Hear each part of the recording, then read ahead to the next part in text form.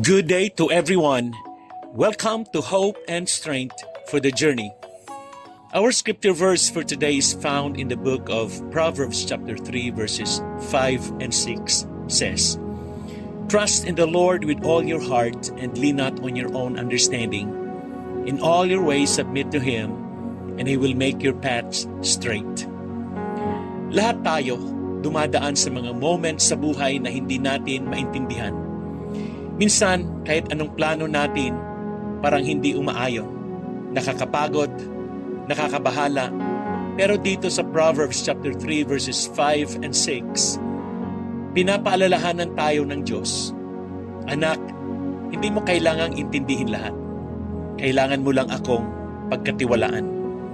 Ang tunay na pananampalataya ay hindi base sa feelings, sa nakikita natin o sa sariling diskarte, kundi sa pagtitiwala sa Diyos na may hawak ng lahat.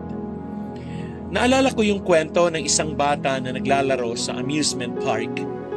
May rope bridge doon.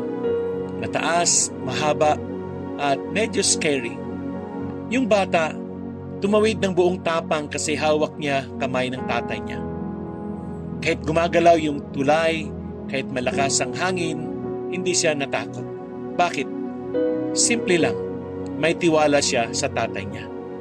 Ganon din ang gusto ng Diyos para sa atin. Hindi tumingin sa circumstances, kundi magtiwala sa kamay niya. Paano natin maisasabuhay ang Proverbs chapter 3 verses 5 and 6? Una, trust with all your heart. Hindi half-hearted. Hindi bahala na si Lord lang. Buong puso, buong tiwala. Pangalawa, don't lean on your own understanding. Meaning, hindi porket magaling tayo, marunong tayo, o may experience tayo ay alam na natin lahat. Ang ating pananaw ay limitado. Pero ang Diyos, kita niya ang buong larawan. Pangatlo, acknowledge God in all your ways. Sa lahat ng decisions, maliit man o malaki, isama natin si Lord. Through prayer, through reading His Word, at sa pakikinig sa banal na Espiritu. Amen. Pang-apat, expect Him to direct your paths. Meaning, hindi niya lang tayo basta iiwan.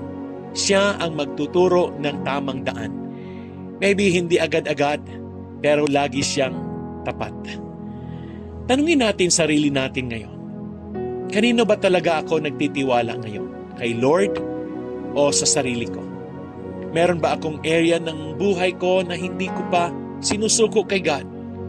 Ready ba akong bitawan ang sariling plano para sundin ang plano niya? Minsan kailangan nating bitawan ang ating hawak para mahigpitan ang hawak ng Diyos sa atin. Let us pray. Lord, salamat dahil kahit hindi namin naiintindihan ang lahat ng nangyayari sa buhay namin, Ikaw ang Diyos na may hawak ng aming kwento. Turuan mo kaming magtiwala sa iyo ng buong puso.